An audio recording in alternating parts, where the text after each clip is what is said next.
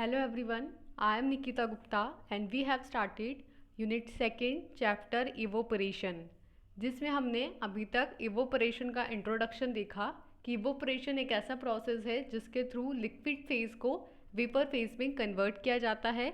फिर हमने उन सोल्यूशन की प्रॉपर्टीज़ को स्टडी किया जिनका यूज़ करके हम इवोपरेशन के लिए इंस्ट्रूमेंट की डिज़ाइन कर सकते हैं। देन हमने इवोपरेशन के एडवांटेजेस, ऑब्जेक्टिव, एप्लीकेशंस और फैक्टर्स की स्टडी की जो इवोपरेशन प्रोसेस को इन्फ्लुएंस कर रही थी। फिर हमने इवोपरेशन प्रोसेस का डिफरेंट अदर प्रोसेसेस के साथ डिफरेंस को स्टडी किया, जिसमें हमने इवोपरेशन को बॉइलिंग के साथ कंपेयर किया। देन इवोपरेशन और डिस्टिलेशन में डिफरेंसेस देखे, देन इवोपरेशन एंड ड्राइंग में डिफरेंसेस देखे, एंड इन द लास्ट हमने इवोपरेशन और सब्लिमेशन के अंदर डिफरेंसेस देखे। अब हम इवोपरेशन प्रोसेस के अंदर यूज़ किए जाने वाले इक्विपमेंट्स की स्टडी करने जा रहे हैं। मीन्स कि वो इक्विपमेंट्स जो कि इवोपरेशन प्रोसेस में काम में आएंगे, उनको हम स्टडी करेंगे कि ये इक्विपमेंट्स कैसे बने होते हैं और किस तरीके से ये इवोपरेशन प्रोसेस में पार्टिसिपेट करते हैं, इवोपरेशन प्रोसेस को करवाते हैं। So let's study about the equipments use for the evaporation. So in the evaporation, heat is added to a solution to vaporize the solvent which is usually water. Means कि evaporation जो process है उसके अंदर basically क्या किया जाता है, heat दी जाती है और इस हीट से जो सोल्यूशन है उसमें जो सॉल्वेंट है वो वेपराइज होता है और ये सॉल्वेंट यूजुअली वाटर होता है। मीन्स कि इसमें क्या होता है, हीट की प्रेजेंस में जो लिक्विड फेज है दैट इज़ वाटर और we can say the solvent, वो वेपराइज होकर के गैसियस फेज में कन्वर्ट हो जाता है। So the heat is generally provided by the steam on one side of the metal surface with the evaporating liquid on the other side. Means कि इसमें क्या होता है, दो साइडेड होती हैं और एक साइड के अंदर तो क्या होती है, जो मेटल सरफेस है उस मेटल सरफेस के एक तरफ स्टीम होती है और वो स्टीम क्या होती है, एज एन हीट यहाँ पे वर्क कर रही होती है। जबकि दूसरी साइड पे जिस लिक्विड को इवोपरेट किया जाना है, यानी जो हमारा इवोपरेटिंग लिक्विड है वो रखा होता है। मीन्स कि अगर इस तरीके का कोई इंस्ट्रूमेंट है तो ये एक मेटल सरफेस है जिसके एक साइड पे वो लिक्विड रखा है जिसे इवोपरेट किया जाना है, जबकि इस मेटल सरफेस के इस दूसरी साइड पे क्या है, हीटिंग मीडिया है, यानी कि वो मीडिया जिससे हीट किया जाना है, जो आइदर क्या हो सकती है, स्टीम हो सकती है या फिर कोई अदर सोर्स ऑफ हीट हो सकता है। Then the equipments use for the evaporation are called as evaporator. जिन इक्विपमेंट्स के अंदर इवोपरेशन प्रोसेस किया जाता है उन्हें बोलते हैं evaporator. And the type of evaporator use depends primary on the configuration of the heat transfer surface and on the means employed to provide agitation or circulation of the liquid। तो किस तरह का इवोपरेटर यूज़ किया जाएगा ये किस बात पे डिपेंड करता है, फर्स्ट जो हीट ट्रांसफ़र सरफेस है उसके कॉन्फ़िगरेशन पे। मीन्स कि जो मेटल की बनी हुई है सरफेस जिसके एक साइड पे हमारा जिस लिक्विड को इवोपरेट करना है वो रखा है और दूसरी साइड पे हीटिंग मीडिया रखा है, उस सरफेस के कॉन्फ़िगरेशन पे डिपेंड करता है इवोपरेटर कौन सा तरह का होगा। क्योंकि अगर हमें ज़्यादा हीट प्रोवाइड करनी है तो ये जो हीटिंग ट्रांसफ़र सरफेस है ये इस तरीके की होनी चाहिए कि जल्दी से हीट हो जाती हो और ज़्यादा टाइम तक हीट को रिटेन करती हो। एंड सेकंड ये इस बात पे डिपेंड करता है कि आप किस तरह का एजिटेशन या लिक्विड का सर्कुलेशन प्रोवाइड कर रहे हैं। मीन्स कि अगर आप जो लिक्विड है जिसे हीट किया जाना है उसे ज़्यादा एजिटेट कर रहे हैं, ज़्यादा उसे सर्कुलेट कर रहे हैं, तो उसके अंदर जो हीटिंग की प्रोसेस है वो बढ़ जाएगी, जल्दी जल्दी वो हीट होगा, जल्दी जल्दी लिक्विड जो है उसका वो वेपराइज होगा। ये आपने कई बार घर पे प्रैक्टिकल करके भी देखा होगा कि अगर दूध गर्म होने वाला है और अगर आप उसे चम्मच से हिलाएंगे तो वो जल्दी ऊपर आ जाएगा और उसकी वेपर्स जो है वो आपको बाहर आती हुई दिखाई देंगी, और अगर आप उसे नहीं हिलाएंगे तो उसमें एक परत आ जाती है और उसकी वजह से वो जो है जल्दी हीट हो रहा होता है, क्योंकि उसमें से जो वेपर्स है वो बाहर नहीं जा रही है, तो वो वेपर्स अंदर ही हैं, तो उसकी वजह से उसमें उफान आ जाता है। या आप बहुत सारी चीज़ों में देख सकते हैं कि हिलाने पर कोई भी आप चीज़ कर रहे हैं, चम्मच से आप हिलाएंगे तो फिर उसमें जो इवोपरेशन की प्रोसेस है उसको आप फास्टर होता हुआ देख सकते हैं। तो जो हीटिंग सरफेस है वो कैसी है, उसका कॉन्फ़िगरेशन कैसा है, और आप किस तरीके का एजिटेशन प्रोवाइड कर रहे हैं, लिक्विड का सर्कुलेशन प्रोवाइड कर रहे हैं, इस बात पे इवोपरेटर का टाइप डिपेंड करता है। तो इक्विपमेंट यूज़ के अंदर हमने क्या देखा कि इवोपरेशन एक ऐसी प्रोसेस है जिसके अंदर एक सॉल्वेंट जो है उसको वेपराइज किया जाता है और उसको वेपराइज करने के लिए हीट दी जाती है।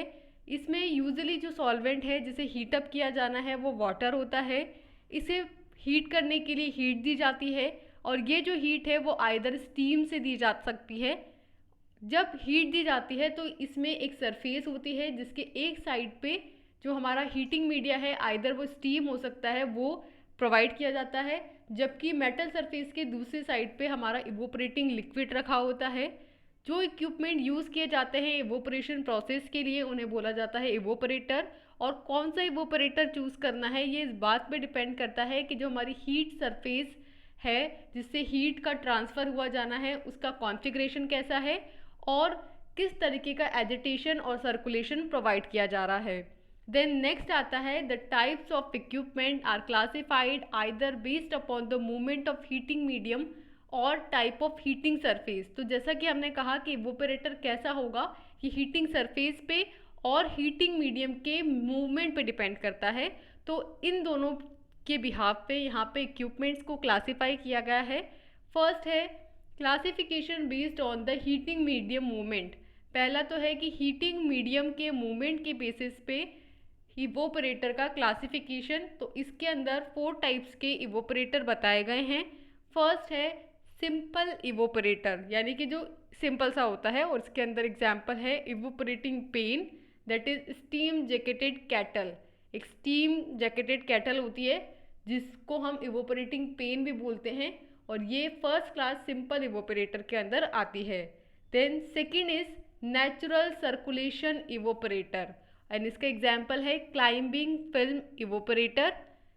देन थर्ड आता है फोर्स सर्कुलेशन इवोपरेटर जिसके अंदर फोर्सली सर्कुलेशन किया जाएगा, इसका एग्जाम्पल है force circulation evaporator. Then fourth is film evaporator जिसका एग्जाम्पल है horizontal tube evaporator.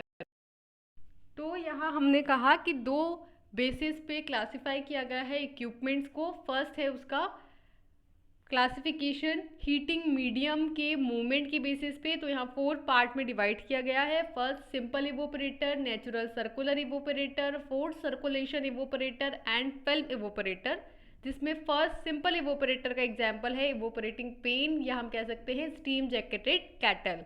Then second जो है हमारा नेचुरल सर्कुलेशन इवोपरेटर, इसका एग्जाम्पल है climbing film evaporator.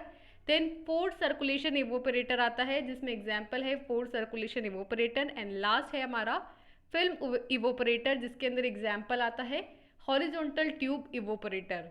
Then second classification है based on the heating surface, यानी कि हीटिंग सरफेस के बिहाफ पे कि हीटिंग सरफेस कैसी है, यहाँ पे इवोपरेटर को क्लासिफाई किया गया है 5 टाइप्स में।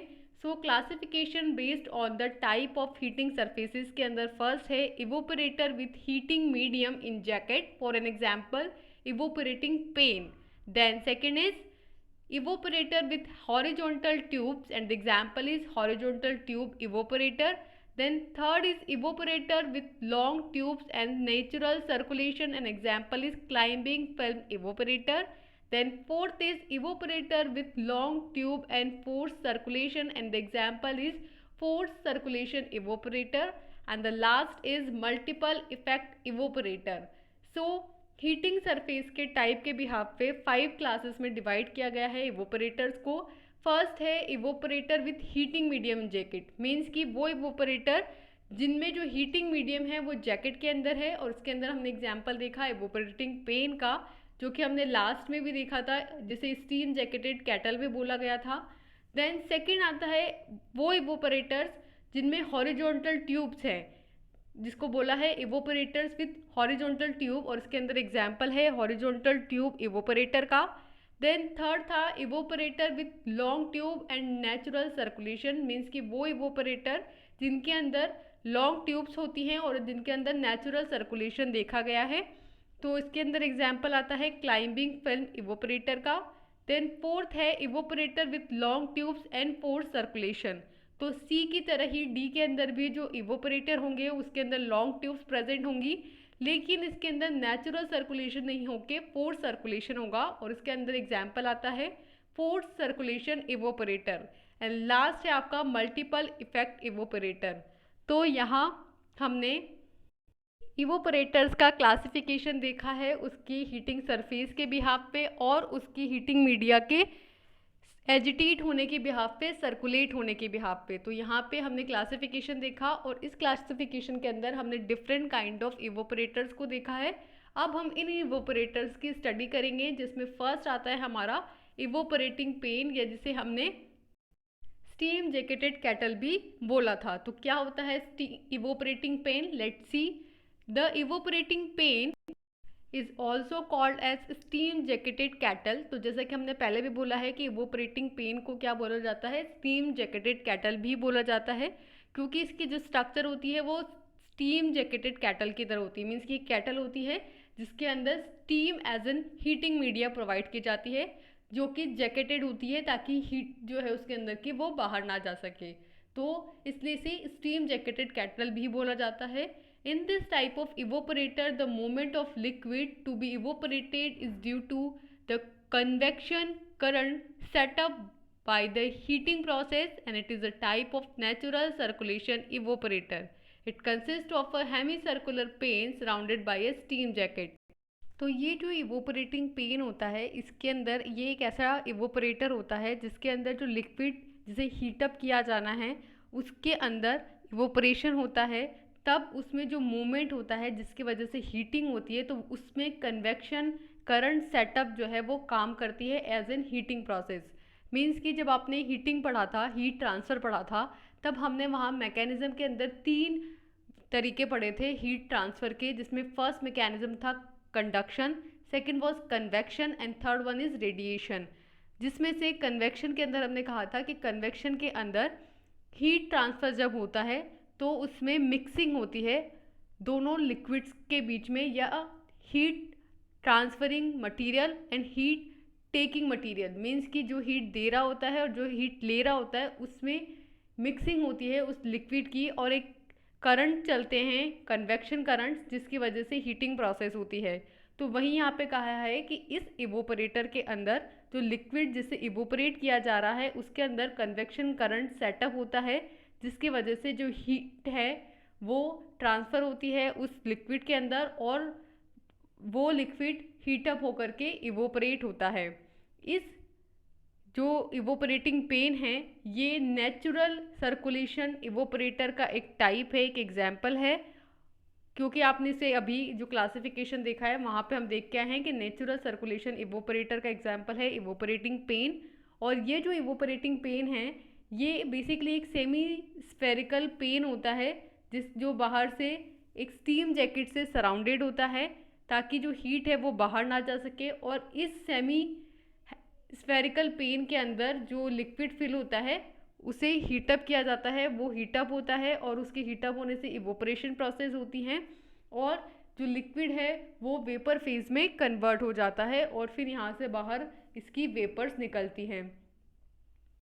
तो इस तरीके का होता है हमारा इवोपरेटिंग पेन। नेक्स्ट आता है इस इवोपरेटिंग पेन का प्रिंसिपल। तो किस प्रिंसिपल पे बेस्ड है ये? The mechanism involve in this evaporation process is conduction and convection, so that the heat is transferred by this mechanism to the extract।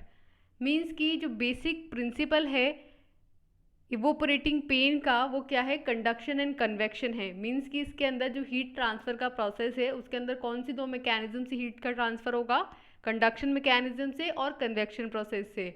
Means कि 2 फ्लूइड्स के बीच में या 2 मीडियम के बीच में हीट का ट्रांसफ़र होगा, आइदर मिक्सिंग और नॉन मिक्सिंग, और इससे जो हीट का एक्सट्रैक्ट बनेगा और वो जो लिक्विड है वो वेपराइज फेज में कन्वर्ट होगा।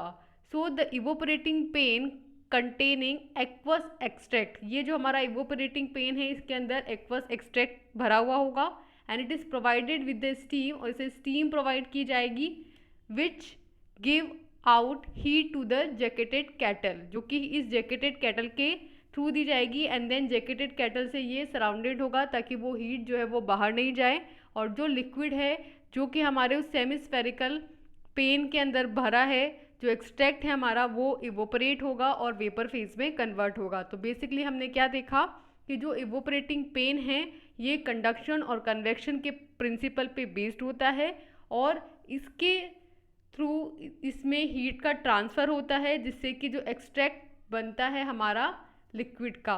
सो this is the basic principle. Then आता है इस इवोपरेटिंग पेन की कंस्ट्रक्शन की किस तरीके का इसका ये बना हुआ होता है। तो यहाँ पे एक डायग्राम दिखाया गया है कि इसके अंदर ये एक सेमी स्फेरिकल पेन है जिसके अंदर जो हमारा लिक्विड है जिसे हम इवोपरेट करना है वो फिलअप करेंगे, देन वो हीट होगा और कंडक्शन और कन्वेक्शन हीटिंग प्रोसेस उसमें लगेगी एंड देन उसके अंदर जो लिक्विड है वो वेपर फेज में कन्वर्ट होगा। तो यहाँ पे ऊपर सॉल्वेंट की वेपर्स आएंगी और इस तरीके से जो आपका लिक्विड है वो कंसनट्रेट होता जाएगा। देन हमने इसमें कहा था कि इसमें स्टीम दी जाती है एज एन हीटिंग मीडिया। तो आप यहाँ देख सकते हैं कि स्टीम का एक इनलेट है जो कि इसके चारों तरफ लगा होगा और वो स्टीम क्या कर रहा होगा, इसे हीट प्रोवाइड कर रहा होगा। देन दूसरी साइड पे इसमें स्टीम का आउटलेट है जहाँ से वो स्टीम बाहर आएगी। तो स्टीम जब हम देंगे तो उसका टेम्परेचर ज़्यादा होगा, जबकि जब वो बाहर आ रही होगी तो उसका टेम्परेचर कम हो जाएगा। देन है हमारी एक केटल जिसके अंदर जो लिक्विड है वो फिल्ड है। देन एक जैकेट जिससे वो सराउंडेड है ताकि हीट जो है वो बाहर ना जा पाए। देन इस केटल के अंदर कोई सोल्यूशन या फिर सस्पेंशन फिलअप किया हुआ है हमने। फिर एक आउटलेट है जिससे कंडेंसेट लगा हुआ है जो कि जो प्रोडक्ट है उसको बॉटम से प्रोवाइड करेगा, और एक लास्ट में हमारा आउटलेट है जिससे कि कंसनट्रेटेड प्रोडक्ट जो है हमें लास्ट में मिलेगा। मीन्स कि ऊपर से वेपर्स निकल जाएंगी और नीचे से हमें कंसनट्रेटेड प्रोडक्ट मिल जाएगा। तो इस तरीके की इसकी कंस्ट्रक्शन होती है। फिर इसका जो मार्केटेड इंडस्ट्रियल मशीनरी है वो भी दिखाई गई है, जिसमें आप देख सकते हैं कि यहाँ नीचे से इसका प्रोडक्ट मिलेगा हमें और ऊपर से इसकी वेपर्स निकल रही होंगी, और ये एक क्या है, सेमी स्फेरिकल केटल होती है। सो इसकी कंस्ट्रक्शन के अंदर है कि the steam evaporating pan consist of a semi spherical structure with an inner pan called kettle which is enveloped with an outer pane called jacket, figure 5.1, and these two panes are joined to enclose the space through which the steam is passed।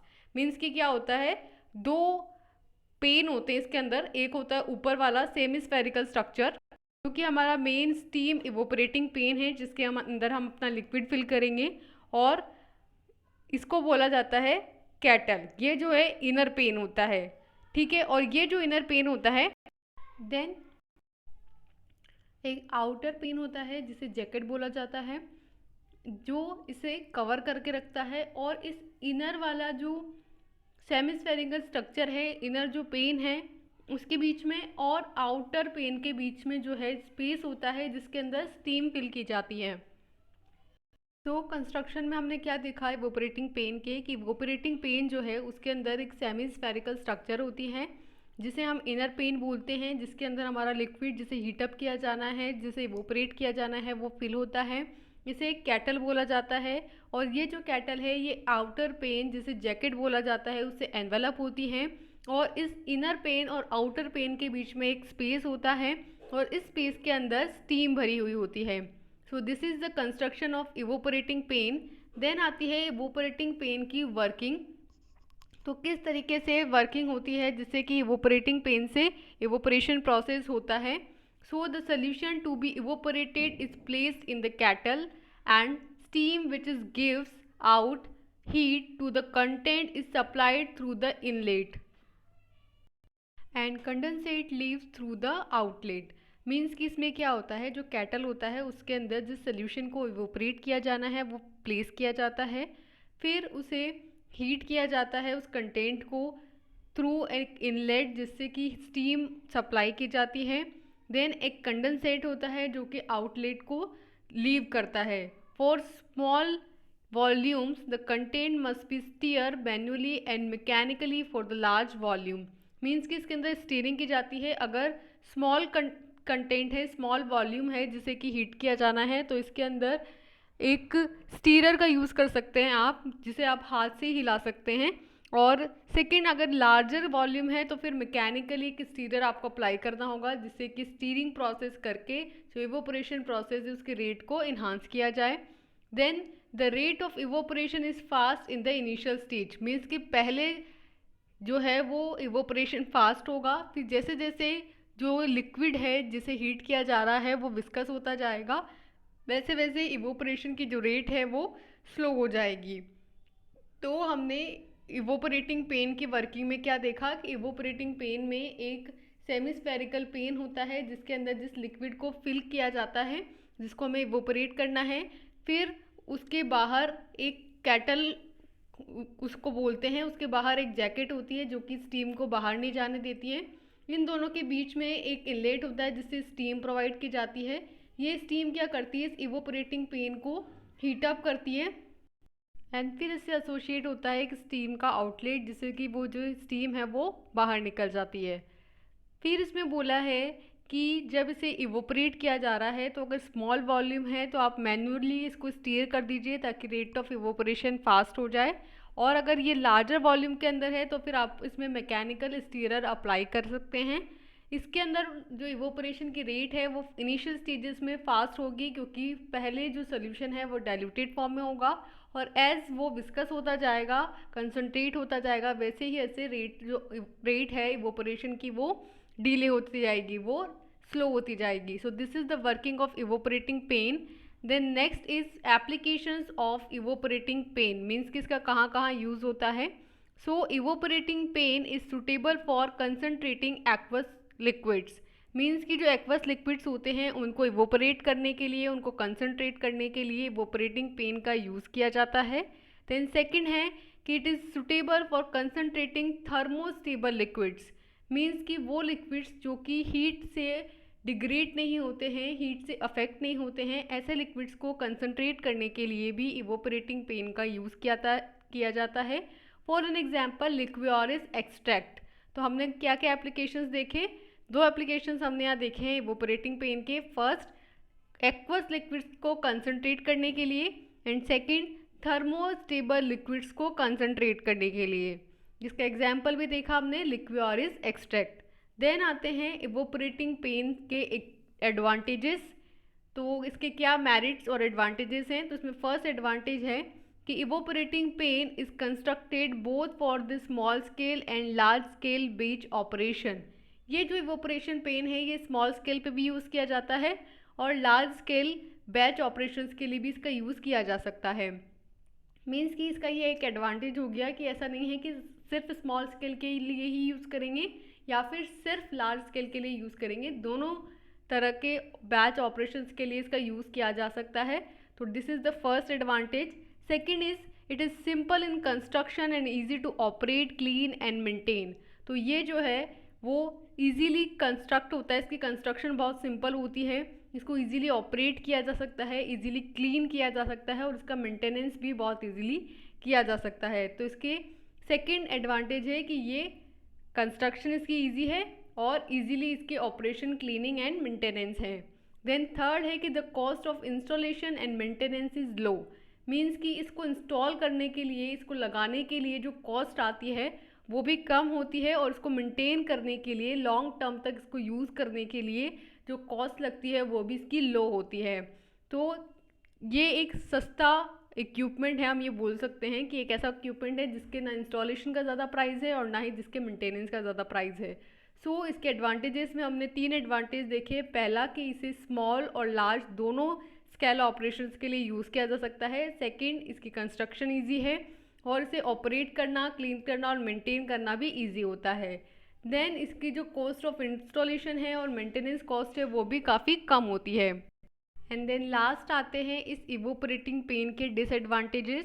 सो इसमें 4 disadvantages यहाँ पे बताए गए हैं। First है कि natural circulation of product makes proof heat transfer, means कि अगर हम एजिटेशन नहीं करेंगे, हम स्टीरिंग नहीं करेंगे और एक नेचुरल सर्कुलेशन होने देंगे हीट का, तो उससे जो हीट ट्रांसफ़र होगा वो पुअर होगा और उसकी वजह से जो प्रोडक्ट की कंसनट्रेट होने की रेट है वो ज़्यादा हो जाएगी, ज़्यादा टाइम लगेगा, प्रोसेस को होने के लिए। तो इसका ये फर्स्ट डिसएडवांटेज है कि अगर इसमें हम नेचुरल सर्कुलेशन होने देते हैं प्रोडक्ट में हीट का, तो पुअर हीट ट्रांसफ़र होता है और उसकी वजह से पुअर इवोपरेशन प्रोसेस होता है, क्योंकि जो टाइम कंज्यूम होता है इसमें वो बढ़ जाता है।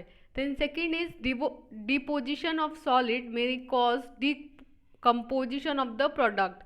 मीन्स कि अगर जो हमारा प्रोडक्ट है उसमें जो सॉलिड पार्टिकल्स हैं वो डिपॉजिट हो जाते हैं, तो इसकी वजह से प्रोडक्ट का डिकम्पोजिशन स्टार्ट हो जाएगा। मीन्स कि कई बार जब इसका इवोपरेशन हो रहा होता है तो वो अपने साथ स्केलिंग छोड़ता जाता है। जैसे कि हमने सॉल्यूशन के जो प्रॉपर्टीज़ देखी थी जिसके बिहाफ पे हम इवोपरेशन के ऑपरेशन को डिसाइड कर रहे थे, वहाँ पे हमने कहा था कि स्केलिंग प्रोसेस होती है कि जब हीटअप किया जा रहा होता है तो कुछ सॉलिड्स को वो अपने साथ छोड़ रहा होता है, तो उसकी वजह से वहाँ पे सॉलिड्स जो है वो डिपॉजिट हो जाते हैं। एंड समटाइम्स इवोपरेशन प्रोसेस के हो जाने के बाद भी सॉलिड्स जो है वो रिमेन रह जाते हैं, तो इसकी वजह से जो प्रोडक्ट है वो उसका डिकम्पोजिशन हो सकता है। देन थर्ड है कि heating surface is limited and decrease proportional to the increase in the size of pan. तो इसके अंदर जो हीटिंग सरफेस है जो कि हीट प्रोवाइड कर रही है दैट इज़ स्टीम, तो वो लिमिटेड है। मीन्स कि एक लिमिटेड अमाउंट ऑफ स्टीम ही हम इसके अंदर प्रोवाइड करते हैं हीटिंग के लिए, और वो भी बाय द टाइम क्या होती है, कूल डाउन हो जाती है। और अगर आप इसका साइज़ बढ़ा देंगे पेन का, तो जो एरिया है जिसे उसी सेम स्टीम को कवर करना है वो ज़्यादा हो जाएगा, जिसकी वजह से जो हीट ट्रांसफ़र है वो डिक्रीज़ हो जाता है। तो ये कह रहा है कि जैसे आप साइज़ बढ़ाते हैं पेन का, तो उस पेन के साइज़ के इंक्रीज़ होने की वजह से जो हीटिंग सरफेस है वो उसके प्रोपोर्शनलिटी में डिक्रीज़ हो जाती है। देन लास्ट डिसएडवांटेज है कि it is not suitable for the concentration of thermolabile material. Means कि सिर्फ थर्मोस्टेबल कंपाउंड्स के लिए, थर्मोस्टेबल मटीरियल्स के लिए ही ये यूज़फुल है, क्योंकि इसके अंदर steam as in heat provide की जाती है, और इस हीट की वजह से क्या होता है, जो थर्मोलेबाइल सब्सटेंस है वो डिग्रेड हो जाते हैं। तो थर्मोलेबाइल मटीरियल्स की कंसंट्रेशन के लिए ये एक सूटेबल इक्विपमेंट नहीं है। तो हमने इसके डिसएडवांटेजेस के अंदर फर्स्ट पॉइंट देखा कि नेचुरल सर्कुलेशन अगर हम करते हैं तो पुअर हीट ट्रांसफ़र होगा, जिससे कि प्रोडक्ट के कंसंट्रेट होने में टाइम ज़्यादा लगेगा। दूसरा, सॉलिड के डिपोजिशन की वजह से प्रोडक्ट डिकम्पोज हो सकता है। थर्ड, हीटिंग सरफेस इसमें लिमिटेड होती है, और पेन के साइज़ के इंक्रीज़ होने के साथ ये हीटिंग सरफेस डिक्रीज़ हो जाती है। एंड लास्ट है कि थर्मोलेबाइल मटीरियल्स के कंसंट्रेशन के लिए ये एक सूटेबल इक्विपमेंट नहीं है। तो हमने यहाँ फर्स्ट इक्विपमेंट देखा, इवोपोरेटिंग पेन। अगर हम सम अप करें इस वीडियो लेक्चर को, तो हमने स्टार्ट किया था उन इक्विपमेंट्स को स्टडी करना जो कि इवोपरेशन प्रोसेस के अंदर काम आते हैं, जहां हमने कहा कि दो टाइप से डिवाइड किया गया है इन इवोपरेटर्स को। फर्स्ट, हीटिंग मीडिया के ऊपर कि कौन से हीटिंग मीडिया के थ्रू आप हीटिंग कर रहे हैं, और सेकेंड, हीटिंग सरफेस के बिहाफ पे कि कौन सी हीटिंग सरफेस है जिसके थ्रू हीटिंग की जाएगी। तो इनके बिहाफ पे हमने दो क्लासिफिकेशन स्टडी किए उन इवेपोरेटर्स की जिसके थ्रू इवोपरेशन प्रोसेस किया जाएगा। फिर हमने मेन हमारा फर्स्ट इवोपरेटर स्टार्ट किया जो था हमारा इवोपरेटिंग पेन, या जिसे स्टीम जैकेटेड कैटल भी बोला जाता है, जिसमें हमने इस स्टीम जैकेटेड कैटल का सबसे पहले नॉर्मल एक इंट्रोडक्शन देखा। फिर हमने इसके प्रिंसिपल को समझा, जहां हमने कहा कि ये कन्वेक्शन और कंडक्शन के प्रिंसिपल पे बेस्ड होता है। फिर हमने इसकी कंस्ट्रक्शन देखी, फिर हमने उस कंस्ट्रक्शन के बिहाफ पे इसकी वर्किंग को समझा, एंड देन इस इवोपरेटिंग पेन की फार्मास्यूटिकल एप्लीकेशंस को स्टडी किया, और साथ में इसके एसोसिएटेड एडवांटेजेस और डिसएडवांटेजेस देखे। तो यहाँ हमने फर्स्ट इक्विपमेंट हमारा कंप्लीट किया है, स्टीम जैकेटेड कैटल और evaporating pan. Next video lecture के अंदर हम अदर इवोपरेटर्स की स्टडी करेंगे, जिसमें हम नेक्स्ट पढ़ेंगे हॉरिजॉन्टल ट्यूब इवोपरेटर, जिसके अंदर लॉन्ग ट्यूब्स होंगी